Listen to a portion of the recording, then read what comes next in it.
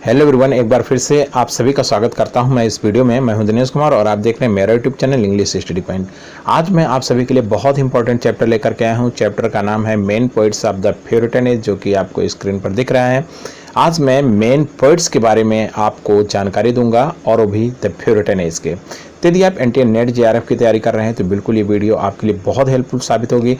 और इसके साथ ही साथ यदि आप TGT PGT की तैयारी कर रहे हैं तो भी आप ये वीडियो देखिए। तो चलिए बिना किसी देरी के देख लेते हैं आपके लिए मैं इसमें कौन कौन सी जानकारियां लेकर के आया हूं। Let's start.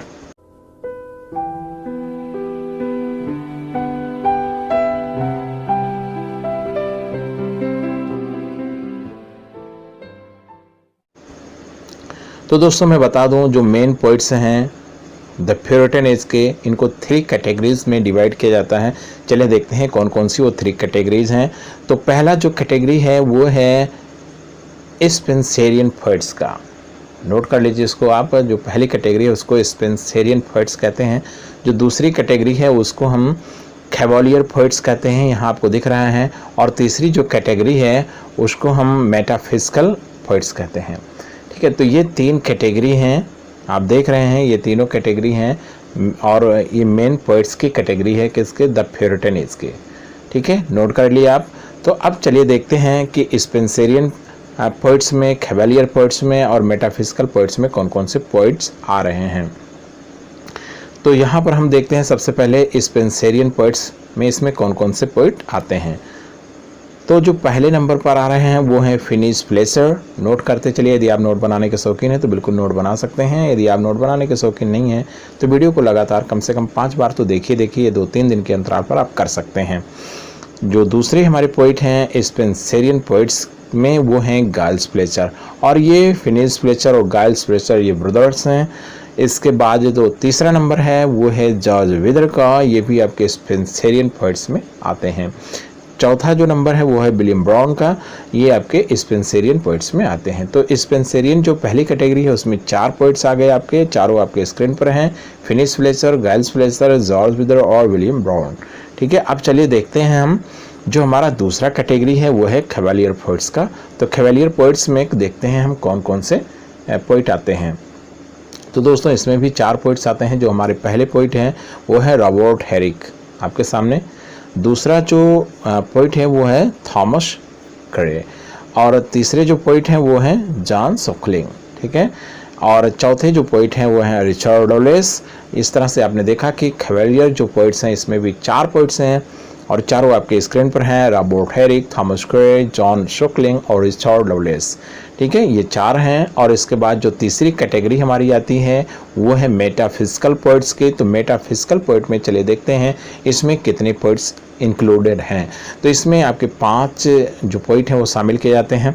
तो चलिए देखते हैं पहले पोइट कौन से हैं। पहले पोइट हैं जॉन डन। नोट कर लीजिएगा, जॉन डन आपके मेटाफिजिकल पोइट माने जाते हैं। जो दूसरे हैं वो हैं जॉर्ज हार्वर्ड। और तीसरे जो हैं वो है रिचर्ड क्रॉसा। और चौथे जो हैं वो हैं हेनरी वेगम। और 5वें जो हैं वो हैं एंड्रू मार्बल। तो इस तरह से आपने देखा 5वें जो हैं वो एंड्रू मार्बल हैं। इस तरह से जो हमारा मेटाफिजिकल पोइट्स की कैटेगरी है इसमें 5 पोइट्स इंक्लूड किए गए हैं। ठीक है, तो इस तरह से आपने देखा जो फर्स्ट कैटेगरी है वो स्पेंसरियन पोइट्स है, 4 पोइट्स हैं उसमें। और कैवलियर जो दूसरा कैटेगरी है उसमें भी 4 पोइट्स हैं। और जो तीसरी कैटेगरी है मेटाफिजिकल पोइट्स की, इसमें आपके 5 पोइट्स हैं।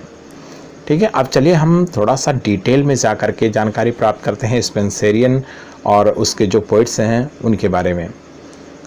तो यहाँ पर देखिए स्पेंसरियन पोइट्स के बारे में आपको थोड़ी सी डिटेल में जानकारी मिलेगी।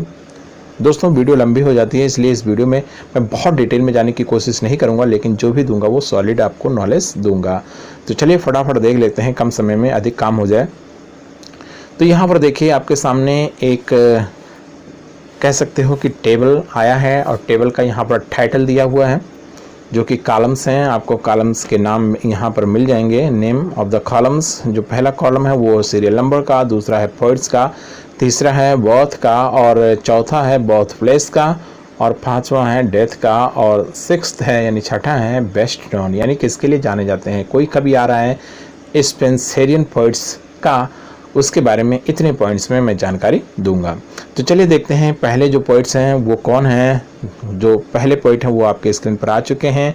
फिनिस फ्लेचर, इनका जन्म हुआ था 1582 ईस्वी में और कहाँ हुआ था, क्रॉनब्रूक में हुआ था और इनकी जो डेथ हुई थी वो 1650 में हुई थी। नोट कर लीजिएगा 1582 में इनका जन्म होता है और इनकी डेथ होती है 1650 में। इनका जन्म कहाँ होता है, क्रॉनब्रूक में। और बेस्ट नोन ये किसके लिए ज़्यादा जाने जाते हैं यानी विख्यात थे, तो ये विख्यात थे अपनी लेक द पर्पल आइलैंड के लिए, जिसको इन्होंने पब्लिश कराया, लिखा 1633 में। नोट कर लीजिएगा द पर्पल आइलैंड 1633। ये थे फिनिस फ्लेचर जो स्पेंसरियन पोइट्स माने जाते हैं। चलिए इसमें देखते हैं दूसरे जो पोइट हैं, इन्हीं के ब्रदर हैं गाइल्स फ्लेचर। इनका जन्म होता है 1588 में और इनकी जो डेथ होती है वो 1620 में होती है। इनका जो जन्म होता है 1588 में वो होता है लंदन में और ये जाने जाते हैं यानी best known for his Christ victory और ट्रायम्फ। इसके लिए, इन दोनों के लिए ये बेस्ट नोन हैं, अर्थात ये विख्यात हैं, फेमस हैं। चलिए इसमें हम तीसरे पोइट को देखते हैं जो स्पेंसरियन पोइट हैं। इसमें तीसरे नंबर पर आते हैं जॉर्ज विदर। इनका जन्म होता है 1588 में और इनकी डेथ होती है 1667 में। एक बार फिर से देखिए 1588 में दो लोगों का जन्म हुआ इसमें, गाइल्स फ्लेचर और जॉर्ज विदर का। इनका जो जन्म होता है वो होता है वेंटवोर्थ इन हैम्पशायर में और इनकी जो डेथ होती है एक बार फिर से देख लीजिए 1667 में होती है। और ये आपके बेस्ट नोन है अपने किस लेक के लिए, द शेफर्ड्स हंटिंग के लिए, द शेफर्ड्स हंटिंग। तो ये थे हमारे 3 और इसमें एक और आएंगे यानी 4 पोइट्स थे। तो चौथे नंबर पर आ गए हैं विलियम ब्राउन और ये हैं इनका जन्म होता है 1590 में। टेविस्टोक एंड डेवनशायर में इनका जन्म होता है और इनकी जो डेथ होती है वो 1645 में होती है। Best known Britannia's pastoral and the shepherd's 5, इसके लिए ज़्यादा जाने जाते हैं। उम्मीद करता हूँ ये प्रेजेंटेशन आपको अच्छा लगेगा। यदि अच्छा लगता है तो वीडियो को लाइक कर दीजिए और मुझे मोटिवेट करिए, हो सके तो हेल्दी कमेंट्स भी दीजिए ताकि मैं नए नए वीडियोस आपके लिए बनाता रहूँ। तो दोस्तों चलिए देखते हैं हमारे जो दूसरे पोइट्स हैं, जो हमारे दूसरे कैटेगरी के पोइट हैं वो हैं कैवेलियर पोइट्स। उनके बारे में थोड़ी सी जानकारी प्राप्त करते हैं। तो इनमें भी चार्ट वैसे ही मिलेगा आपको, सीरियल नंबर, पोइट्स, बर्थ, सब कुछ वैसे मिलेगा। तो चलिए देखते हैं इसमें पहले नंबर पर कौन आते हैं। पहले नंबर पर है रॉबर्ट हेरिक। इनका जन्म होता है 1591 में। कहाँ होता है, लंदन में, यानी रॉबर्ट हेरिक का जन्म लंदन में होता है, 1591 में होता है और इनकी जो डेथ होती है वो 1674 में होती है। और ये अपने किसके लिए जाने जाते हैं, यानी बेस्ट नोन है तो हेस्पेरिडस के लिए। नेक्स्ट पोइट देखते हैं, पोइट नंबर 2 थॉमस कैरे। इनका जन्म होता है 1594 में और इनका जो बर्थ प्लेस रहा है वो वेस्ट विकम रहा है। वेस्ट विकम में इनका जन्म होता है, 1594 में होता है और 1640 में इनकी डेथ हो जाती है। और ये बेस्ट नोन है ask me no more where's of bestows, इसके लिए बेस्ट नोन है अर्थात विख्यात है। चलिए नेक्स्ट पोइट देखते हैं, जॉन सुकलिंग। तीसरे नंबर पर आते हैं कैवेलियर पोइट में जॉन सुकलिंग। इनका जन्म होता है 1609 में और इनका जो जन्म होता है वो होता है विक्टन मिडलसेक्स में। इनका जन्म होता है 1609 में और इनकी डेथ होती है 1642 में। ठीक है, आप वैसे मैचिंग भी कर सकते हैं कि जो पोइट्स हैं उनके कैसे डेथ हो रही है। इसके जस्ट पहले थे थॉमस कैरे, इनकी जो डेथ होती है वो 1640 में होती है और इनकी जो डेथ होती है वो 1642 में होती है। ये बेस्ट नोन जाने जाते हैं आपके John Suckling, best known for Aglaura account of religion by reason, इसके लिए ज़्यादा जाने जाते हैं। नोट कर लीजिएगा इन सभी पॉइंट्स को। यदि आप नोट बनाना नहीं चाहते हैं, बोरिंग लगता है, तो बिल्कुल वीडियो को देखिए, आपको देखना ही है, तभी आप बेस्ट परफॉर्म कर पाएंगे और अपने एग्ज़ाम को क्रैक कर पाएंगे। चलिए नेक्स्ट देखते हैं, इसी में जो चौथे पॉइंट है, इसमें भी 4 पॉइंट हैं स्पेंसरियन पॉइंट की तरह। तो चौथे जो पॉइंट हैं वो हैं रिचर्ड लवलेस। इनका जन्म होता है 1680 में। कहाँ होता है, वुलविक लंदन में इनका जन्म होता है। एक बार फिर से देखिए 1618 में होता है, 1618 80 नहीं, और इनकी जो डेथ होती है 1657 में होती है। और ये बेस्ट नोन थे अपने द स्कॉलर्स के लिए और द सोल्जर्स के लिए। ठीक है, नेक्स्ट देखते हैं। अब हमारे आ गए हैं मेटाफिजिकल पोइट्स, और यही जो आपका टेबल है, जो चार्ट मैं यहाँ पर प्रेजेंट कर रहा हूँ, इसी के साथ इस वीडियो का एंड हो जाएगा। तो बिल्कुल अंत तक देखिए, तभी आपको बहुत अच्छे से समझ में आएगा। उम्मीद करता हूँ वीडियो आपको अच्छी लग रही होगी। तो चलिए देखते हैं फटाफट मेटाफिजिकल पोइट में कौन कौन से पोइट्स हैं और उनके बारे में थोड़ी डिटेल में जानकारी प्राप्त करते हैं। तो यहाँ पर जो पहले पोइट आ रहे हैं वो हैं John Donne. John Donne famous हैं मेटाफिजिकल पोइट में, और ये सभी आपके प्यूरिटन एज के पोइट हैं, आपको पहले ही बताया गया वीडियो के शुरुआत में ही।